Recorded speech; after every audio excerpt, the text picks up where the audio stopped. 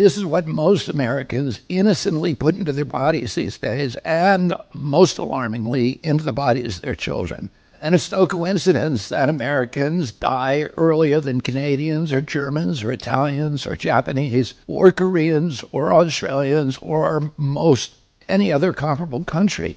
And it wasn't always that way. Until the early 1990s, our life expectancy was the same or better than other developed countries. Then suddenly, more and more Americans began suffering from chronic diseases, from obesity, cancer, diabetes, kidney disease, Alzheimer's, heart disease, and all kinds of autoimmune diseases. Our maternal mortality rate soared to the highest of any developed country on earth. Same with infant mortality. Like the frog in the slowly boiling water, we didn't really notice as we got sicker and sicker. We've grown now to accept chronic disease conditions as normal. But now, in 2024, we're finally waking up to this cataclysm, and we're asking ourselves, how in the world did this happen? A big part of it is our diet.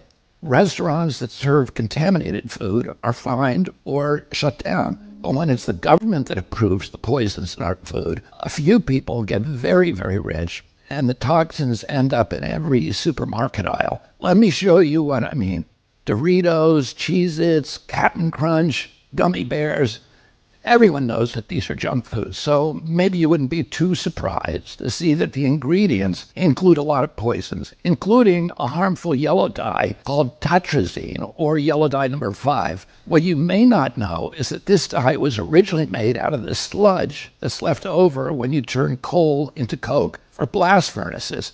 It's called coal tar, and I've actually sued many big industries for legacy contamination of coal tar all around the country because it's so toxic and it's so harmful to the environment and human beings. A century ago, it was just an obnoxious industrial byproduct that everybody was trying to figure out ways to get rid of. One of the ways that they did that was by paving roads. But then a British chemist figured out that the coal tar could be used to derive fabric dye. And if fabric dye, why not food? Food manufacturers began using it to cover up the discoloration of low-quality foods that they wanted to pass off on unsuspecting customers. They didn't know back then that this yellow dye, tartrazine, causes tumors, asthma, developmental delays, neurological damage, ADD, ADHD, hormone disruption, gene damage, anxiety, depression, intestinal injuries. Well, we know it now. We've known this for decades. That's why tartrazine is heavily restricted in other countries. In some countries, foods with tartrazine have a warning label that it may cause ADHD in children. Today, it's made from petroleum, not coal tar. Either way, it's crazy to add this to your kids' favorite foods. It doesn't even change the flavor. This yellow dye isn't just in junk food. It's in the foods that we consider healthy. It's in everyday kids' snacks like popcorn, mac and cheese, fruit snacks. It's in sports drinks like Gatorade and so-called vitamin water. It's even added to chicken broth, to corn, to pickles, to mustard, and to yogurt. And so, of course, our kids get sick.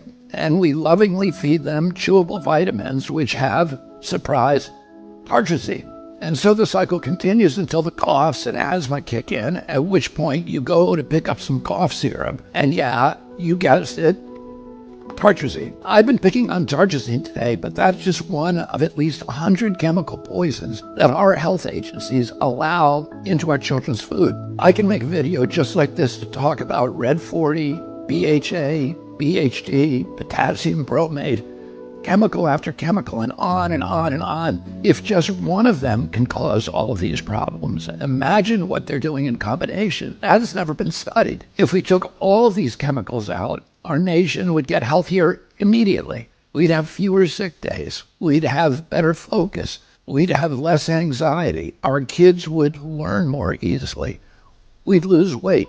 We'd have more energy. We'd have fewer tumors and longer lives. It's not all dark. Over the past 16 years, the government has banned 8 chemical additives that cause cancer, genetic damage, asthma, and many of the other self-conditions as tartrazine does. And you know what's interesting? All 8 of those crucial steps forward in our kids' health were taken under President Trump. But the Democrats who claim to be all about health care have stood by watching other countries ban these poisons and make our kids sick, asthmatic, hyperactive, and depressed. They left them on every supermarket shelf in America. They even used your tax money to put them in your kids' school lunch. So their big food and their big ag donors probably gave them all that golden handshake and the big money hug. And their big pharma donors probably called them up and thanked them also, because now they're going to make billions selling Adderall, Prozac, and rescue inhalers. Enough is enough. President Trump and I are going to stop